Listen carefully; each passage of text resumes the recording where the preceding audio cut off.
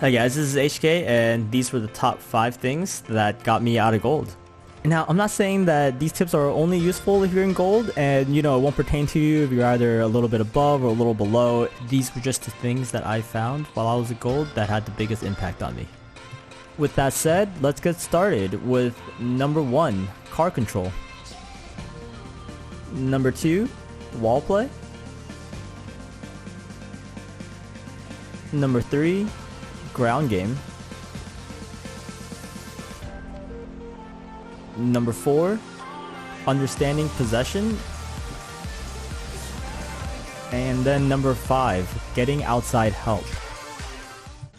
When it comes to car control, I don't even know where to really begin. I mean, I could talk about how flips work.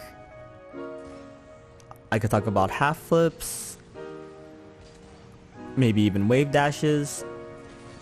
But the thing is, there's already so many tutorials for the numerous car maneuvers out there, I just don't think I need to cover them. But instead, I wanted to bring up the point that it was around gold that I really took practicing car control seriously. You may not really see results until you're well into diamond, but trust me, it is worth it to start early. You need good car control in order to increase the speed of your play, start recovering faster, and eventually perform more mechanically advanced attacks. Down below, I'll be linking any tutorial that I personally thought really helped me when I was trying to get better at car control. And another thing was just go and do the workshop maps. I think practicing car control at first I thought was kind of silly. I'm like, oh, I'm just flipping my car around. I'm not even touching the ball. Like, this is silly. But no, it really helps, and you really need to do it. And I think the workshop maps were one of the first times I've really enjoyed practicing maneuvers and car control. So I'll link everything in the description below. I'm not gonna go over it because other people have gone over it way better than I could. But I hope this can help someone out there if I point out which tutorials really stood out to me.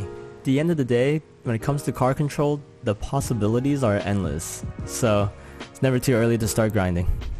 So here's a clip of me trying to do a wall clear back when I was a gold, or wall shot, whatever. I was awful, and I definitely got better at it before I left gold. So I just wanted to show you guys like how I got better even though I was so bad. So one sort of tutorial that I just or training pack that I just didn't see and that I felt like I really needed back then was one where the ball was kind of away from the wall. This is one I just kind of made because it kind of like Kevford's aerial car control tutorial, the ball is just kind of floating in the air, not moving. I feel like I needed that for the wall as well because I was so bad at hitting these. And one thing that really helped was knowing the difference between doing a short and a full hop, because I would always freak out and get really tense, and when I jump off the wall, I'm definitely holding down the button, right? So then this always happened to me, right there, that always happened to me. So I don't know what I was watching, but some car control tutorial talked about this, and I was like, oh my god, there's a difference. I did not know. I was gold 3 and I didn't know still. It was pretty bad. I'm still not great at hitting these, but yeah, this is just a little thing to help me out. I'll try to try jumping late and using a full jump, or maybe jumping early using the lighter jump, and just trying things out. So yeah, this is just a little thing I set up myself that really helped me. And then whenever I was ready, I would move on to Whey Protein's Xbox Wall Shot Mastery, I think was what it was called. And this is it. I'll put a video of him doing the whole pack in the description below because I can't do the whole thing. I haven't really even made my way through the whole thing. But this one was the one that I really liked because it was a little more doable, especially at a low rank. I think the other one I really tried was Flume's backboard. God, I'm awful at these.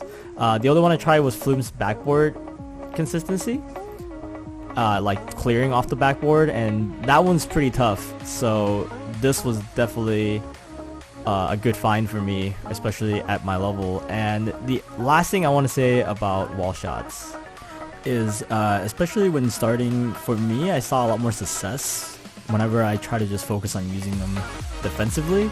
Kind of like in my last video, what I said about whenever you're trying to learn aerials or getting used to learning fast aerials, it's usually safer and just more consistent when you're trying to do them in a defensive manner as opposed to using it for offense.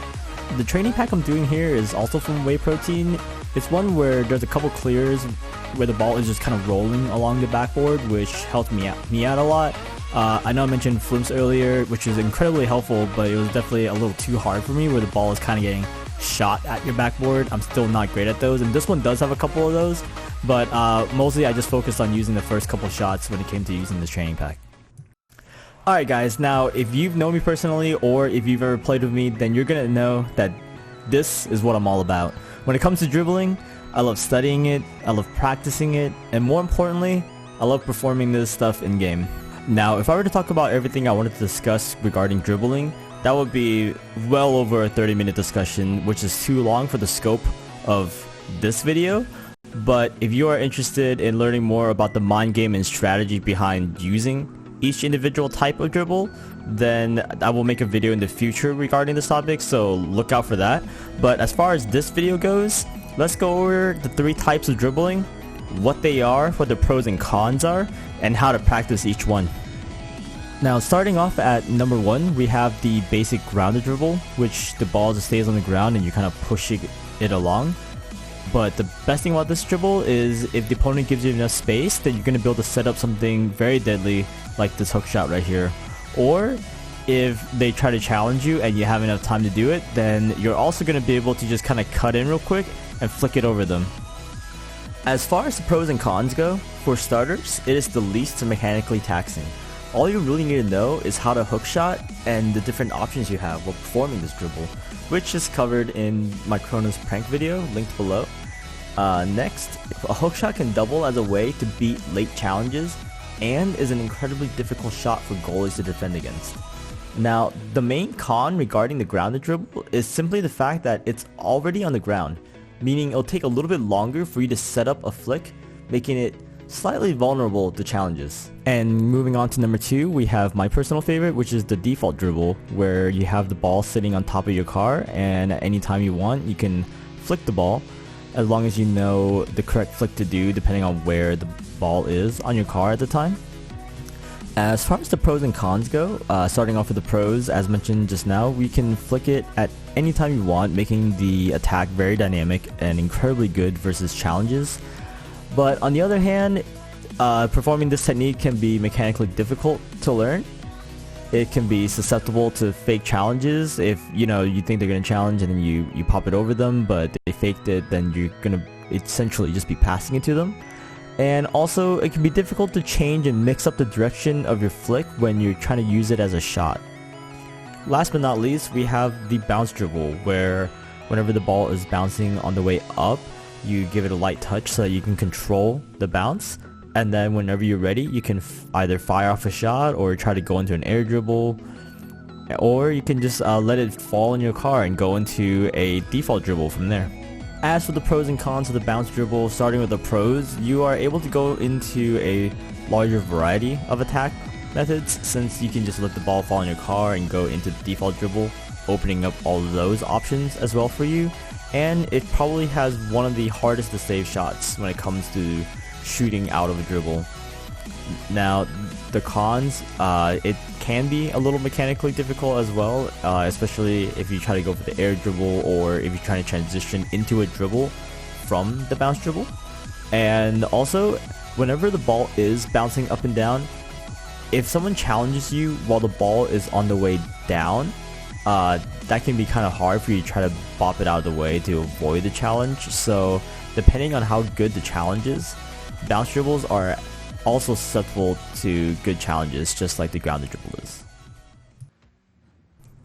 Alright, moving on to actually trying to learn to perform these things in game. When it comes to the ground dribble, there's actually not that many tutorials out there. The best you could do is actually just kind of hop into free play and get used to pushing the ball around, knowing like how to get in front of the ball and steer it without picking it up and just leaving it on the ground. And the only thing you can really practice is how to perform the hook shot, which if you look at the training pack I'm doing right now, this one's really good. It's how I got started with learning how to do hook shots, and the training pack will be in the description below. Unlike the ground dribble, when it comes to the default or carry dribble, whatever you want to call it, or the bounce dribble, there are tons of tutorials out there for both of them, and a whole lot of training packs that you can use in order to help you. So I will pretty much just link all the ones that I found were the most helpful, because I'm pretty sure if you showed me a dribble tutorial, I've probably looked at it before. And I think in general there's only like 3 or 4 flicks you really need in order to start incorporating the stuff into your gameplay. The best tip I can give outside of those tutorials, which actually they probably mentioned it too, but I just really want to get the point across that free play is your best friend. Like you need to be able to kind of hit the ball in whatever which way and be able to catch it, and catching the ball is just so important, because I think when I was first learning how to dribble, the hardest part about me actually pulling off in a match is when do I get the ability or option to do so, and that kind of comes with also understanding when you have possession of the ball, which leads us into the next topic. When it comes to understanding possession, there's really only one main rule you need to keep track of, which is basically just don't pass it to your opponents. I mean, it sounds silly enough when you say it that way, but it's really true. A lot of people, when they get in a situation where it's their turn to clear the ball, but there's no enemies near them because they've already started rotating back, they'll still boom the ball, which will result in them essentially passing the ball to the opponent, right? Looking at another example here of what is a bad possession play. We see that my teammate is first to the ball, and he easily could have just kind of like caught the ball lightly and maybe set up for a dribble, and really there's like no one near him. So there's not really like much incentive for him to just boom the ball, because the only person he's really getting the ball past right now is actually me if he like hits it along the wall, which is kind of okay if he just passes it towards me along the wall. But instead you'll see that he kind of like booms it to the right and like middle, which, you know, obviously I'm not there. And the thing is, he really could have taken his time here with this ball. He didn't really need to hit it as hard as he can. There wasn't really that much of a rush. So I think, you know, just one thing to keep in mind is whenever you're the obvious first to the ball and there's no one really challenging you, it's always a good idea to just kind of take a look around to see how you should really hit this ball. Because right here he hits it towards the middle, and they don't score off of this, but they easily could have.